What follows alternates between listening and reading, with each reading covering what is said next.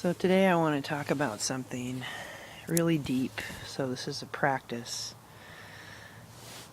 I wrote a piece this fall called Honest Medicine. And it's about how I recognize there's so many beautiful creative people who've just been through so much shit. And they've worked on themselves a lot or whatever. Maybe they haven't and they're surviving, And but there's all these misconnections and tentative connections and people reaching out and pulling back, like we're playing out these sort of ancestral dances of connection and disconnection. And like they really matter to me.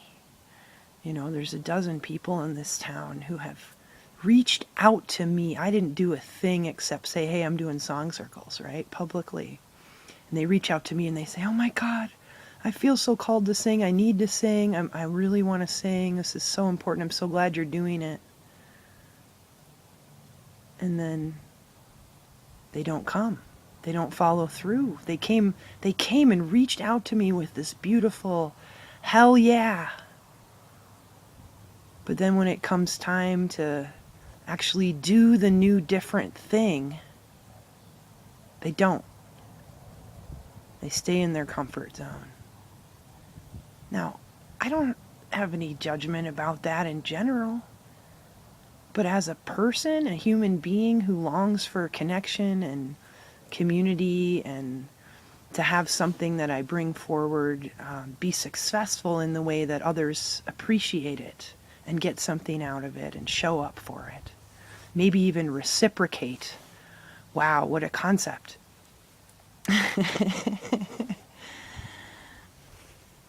So I feel like I'm living in a world where, like, we get it so much that we need to share, that there's so much disparity going on, there's so much healing that's needed. But when it comes to our own lives and these interactions, these little tiny interactions at the grocery store or on Facebook, we act like they don't matter very much, but we all know they do. We all know that if somebody yells at us or doesn't follow through on what they said they would do, or acts like they are coming to the table to feast and then just pees or poops all over everything, like that stuff hurts. It feels bad. It makes us sad. It makes us afraid that we won't connect or that our dreams are impossible, right? And yet here we are. We all know that we need to share, that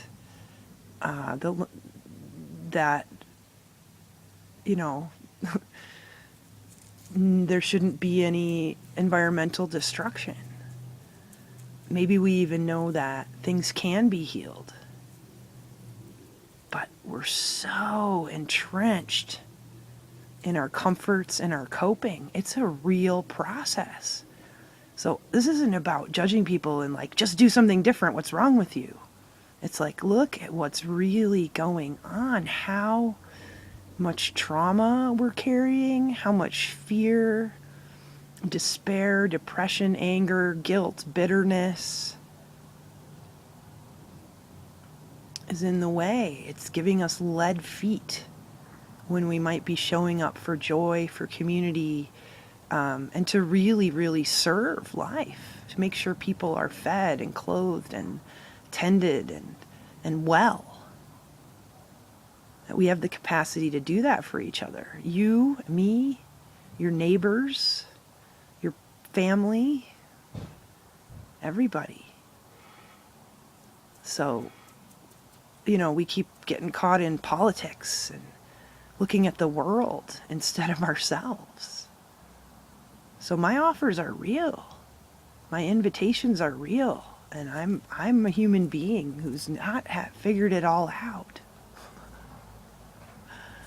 It really matters your response to what's going on, what you are giving to the situation. We might say, that, well, I wasn't trying to hurt them isn't really good enough if you're not trying not to hurt them. And that's not even going far enough. How is what I am doing, who I am being, the role I'm playing, what I think is going on, how is that affecting other people? We can give love and service and joy and tending to ourselves, to other selves. And obviously, we can keep doing what we've been doing, right? Make a connection, get a little bit afraid that it's not perfect, and run away and shut down. How do we get to the point where we feel safe enough to abandon all of these strategies to stay safe and make sure we're getting what we need or want? And yes, we do have real wants and needs. This is a very dynamic thing, and it's very close to home.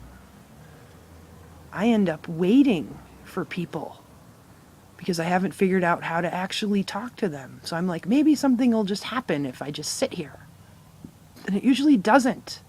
Usually I get frustrated and give up and do something else, or else I find the courage to speak. And I don't want to speak in a way that shames or hurts others. I wish to speak in a way that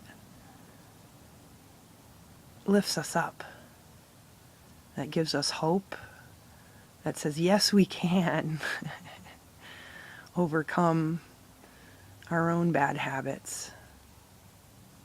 And that's what the world needs. These are emotional habits. This whole society is traumatized and confused.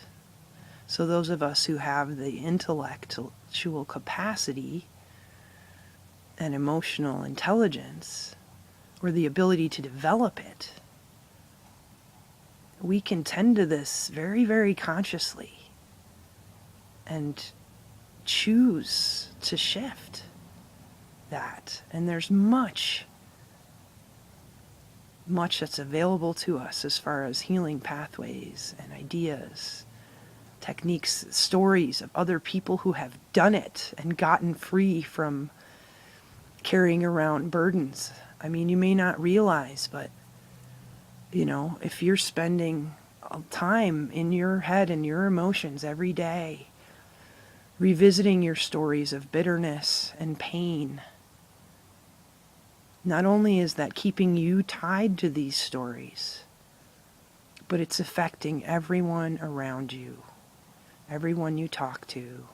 Every time you mention it, you're saying, this old story is still happening. I believe it. I support it. I perpetuate it, even if you're miserable. So we all have to see for ourselves.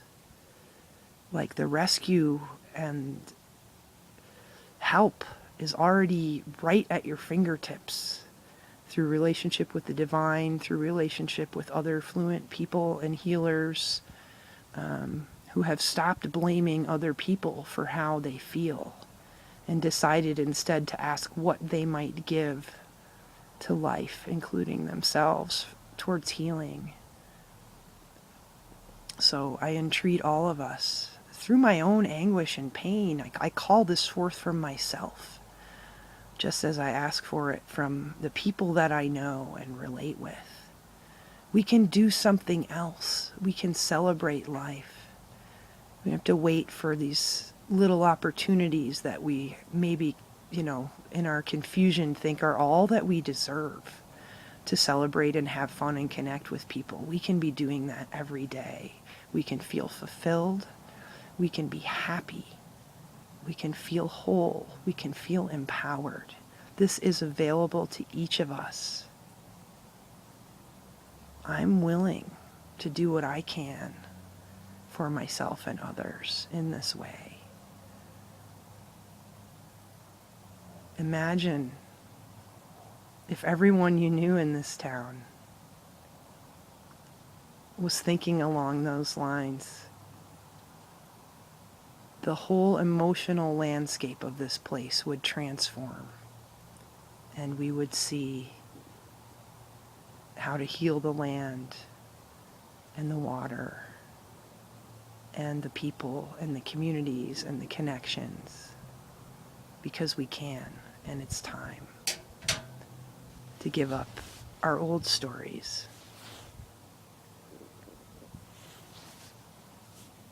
and enter into the space between stories, that we may actually open to recognize that we are actually in a story of interbeing, as Thich Nhat Hanh says. A new and ancient story of connection, of purpose, of beauty, of wholeness. So we have but to give up our lesser things that we cling to in favor of what we truly, truly need and want. Blessings. Peace. Freedom.